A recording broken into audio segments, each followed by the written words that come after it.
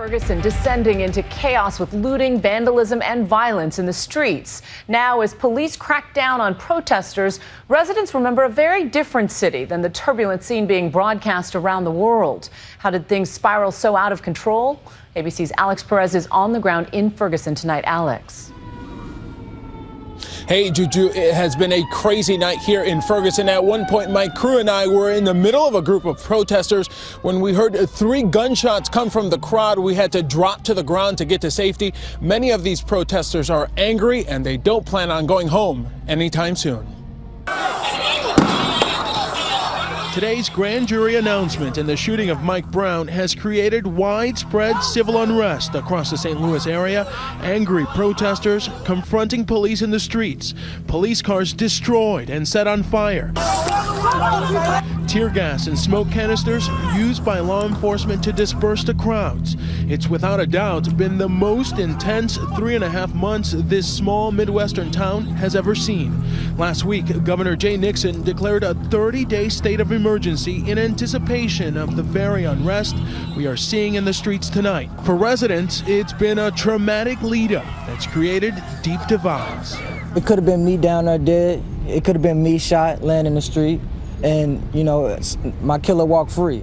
Michael Brown's friend, Dorian Johnson, was with him in the minutes before the shooting. Tonight, he says, no indictment, no justice. It's hurtful to think that someone can be murdered and, you know, that killer walk away free. The days leading up to today, the town has been on a virtual lockdown. Stores appear closed because businesses have boarded up their windows in fear. We look abandoned here. Pretty much in prison. Sports fields and playgrounds look like ghost towns, all devoid of life because the Florissant School District officially closed for the rest of the week. In the predominantly white suburbs of St. Louis, we spent time with a couple who has lived in the area for decades and is hunkered down at home tonight. It's always been a wonderful place to raise your children and raise a family. But the last few weeks, they felt their city has been under siege, taken over by rowdy protesters. Our whole city right now is fearful. Everybody feels like they're a random target right now, and that's very uncomfortable. Police officers are thought of as bad, and all white people are thought of as bad, and that's not the case. They've asked us to call them Peter and Sarah for fear their speaking out will create backlash. I certainly respect anybody's right to protest. I've even protested before, but every rule of protesting have been violated.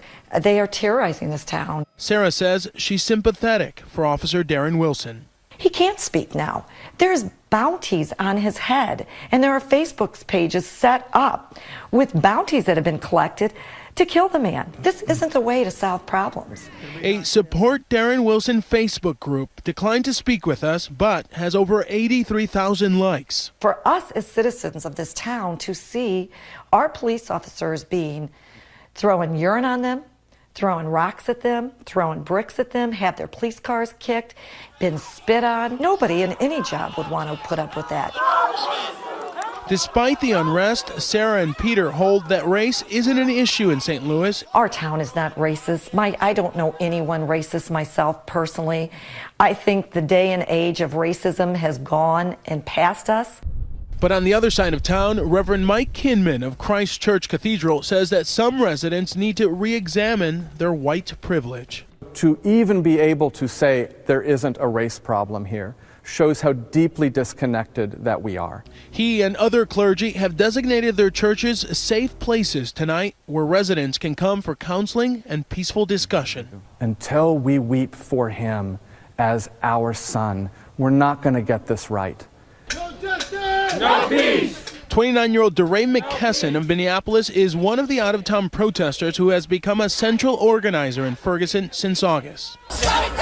We met up with him this weekend. People are upset about black lives being destroyed in America, and people of all races and kinds are coming out to be a part of this movement. To combat the unrest seen in August, DeRay has been training would-be protesters on peaceful demonstration tactics for weeks, preparing for this evening. In community centers, protesters have been learning how to go limp if detained by police to mitigate violence and injury.